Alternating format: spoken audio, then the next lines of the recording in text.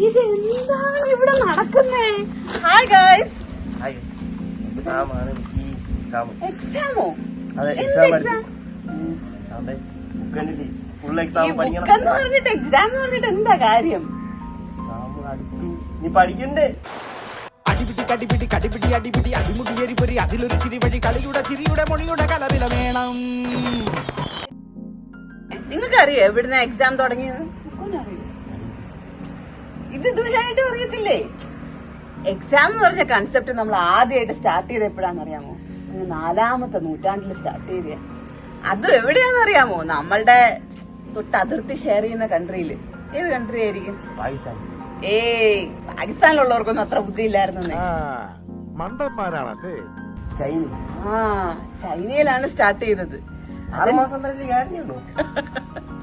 അതെ, അത് 4ാമത്തെ സെഞ്ചുറിയിൽ സ്റ്റാർട്ട് ചെയ്തിട്ടും അവരുടെ ആ ഒരു എക്സാം എന്ന് പറഞ്ഞ കൺസെപ്റ്റ് നമ്മളുടെ ലോകം കംപ്ലീറ്റും വ്യാപിച്ചത് 19ാമത്തെ നൂറ്റാണ്ടിലാണ്. അപ്പൊ ഒന്ന് ആലോചിച്ച് നോക്ക്, 4ാമത്തെ സെഞ്ചുറിയിൽ സ്റ്റാർട്ട് ചെയ്തിട്ട് 19ാമത്തെ നൂറ്റാണ്ട് വരെ അങ്ങനെ വരാൻ വഴിയില്ല. 6 മാസം കഴിയുമ്പോൾ പിന്നെ അത് വരേണ്ട സംഭവമാണ്. പക്ഷെ എന്തോ പറ്റി, ചൈനയുടെ കാര്യം കുറച്ചങ്ങോട്ട് നീണ്ടുപോയത് തോന്നുന്നു. നിങ്ങൾക്കറിയോ കഥ? ഇല്ലല്ലോ, ഞാൻ പറഞ്ഞുതരാം. ചൈനയില് 4ാമത്തെ സെഞ്ചുറിയില് സ്യൂ ഡൈനാസ്റ്റി എന്ന് പറഞ്ഞൊരു ഡൈനാസ്റ്റി ഉണ്ടായിരുന്നു. അപ്പൊ അവരുടെ ഒരു എംപയർക്ക് അന്നേരം അവിടെ ഒരു ഭയങ്കര ക്രൈസിസ് വന്നു. എന്തുവാന്ന് വെച്ച് കഴിഞ്ഞാൽ അവരുടെ അഡ്മിനിസ്ട്രേറ്റീവ്, അതായത് അവരുടെ രാജ്യഭരണത്തില് കുറച്ച് ബുദ്ധിയുള്ള ആൾക്കാരെ എടുക്കണമെന്ന് പറഞ്ഞു. ബുദ്ധിയുള്ള ആൾക്കാരെ ചുമ്മാ എടുക്കാൻ പറ്റൂ? ഇല്ലല്ലോ. അപ്പൊ ബുദ്ധിയുള്ള ആൾക്കാരെ എടുക്കണമെങ്കിൽ അയാൾ പറഞ്ഞു എന്തെങ്കിലും ഒരു പുതിയ ഒരു കാര്യം ഇംപ്ലിമെന്റ് ചെയ്താൽ മാത്രമേ അവരുടെ ഫാമിലി മെമ്പേഴ്സ് അല്ലാണ്ട് പുറത്തുള്ള രാജ്യത്തിലുള്ള ആൾക്കാർക്കും കൂടെ ഓപ്പർച്യൂണിറ്റീസ് കൊടുത്തിട്ട് നമുക്ക് നല്ല കാര്യങ്ങൾ ഇംപ്ലിമെന്റ് ചെയ്യാൻ പറ്റത്തോളം. അപ്പൊ അവരെന്ത് ചെയ്തെന്ന് വെച്ച് കഴിഞ്ഞാൽ അവര് ഒഫീഷ്യൽസ്, അതായത് ഓഫീസേഴ്സിനെയൊക്കെ സെലക്ട് ചെയ്യാൻ വേണ്ടിയിട്ട് അവരൊരു എക്സാം എന്ന് പറഞ്ഞൊരു കൺസെപ്റ്റ് കൊണ്ടുവന്നു.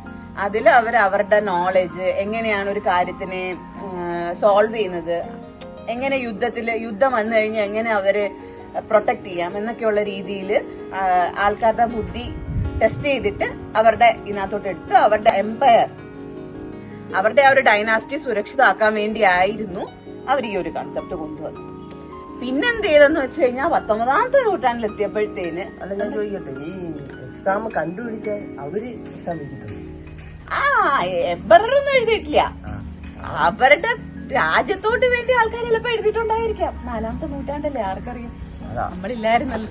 പിന്നെ 19ാമത്തെ നൂറ്റാണ്ട് എത്തിയപ്പോഴത്തേന് നമ്മുടെ കാംബ്രിഡ്ജ് യൂണിവേഴ്സിറ്റി അവര് എക്സാമിന്റെ ഒരു പ്രൊമോഷൻ, ലൈക്ക് എക്സാമിന് ഒരു പ്രോമിനന്റ് ഒരു ഇതാക്കിയിട്ട് വേണം അതിൽ വഴി ആൾക്കാരെ നമുക്ക് തെരഞ്ഞെടുക്കാന്നൊക്കെ ഉള്ള ഒരു കൺസെപ്റ്റിൽ എത്തി. പക്ഷെ അന്നേരം അത് കൂടുതൽ കാലം ആയില്ല എന്ന് തോന്നുന്നു. പക്ഷെ 20ാമത്തെ നൂറ്റാണ്ട് എത്തിയപ്പോഴത്തേന് US-ലാണ് സാറ്റ് എന്ന് പറഞ്ഞ എക്സാം ഒക്കെ സ്റ്റാർട്ട് ചെയ്തിട്ട് അത് കുറച്ചുകൂടെ ആൾക്കാരിലേക്ക് ആവേ. ഇപ്പൊ നമുക്ക് പിന്നെ അറിയാലോ, എക്സാം എക്സാം എക്സാം, എവിടെ നോക്കിയാലും എക്സാംസ് ആണ്. അതുകൊണ്ടാണല്ലേ ഞാനിരുന്ന് പഠിക്കുന്നത്. അതെ, പക്ഷെ ഈ എക്സാം ഒക്കെ കൊണ്ട് എന്താ ഗുണം? ഗുണമെന്ന് പറഞ്ഞാൽ പഠിക്കണം, പരീക്ഷ അത് മാത്രമേ ഉള്ളൂ ഗുണം. കൂടുതൽ എഴുതി പഠിക്കാല്ലേ.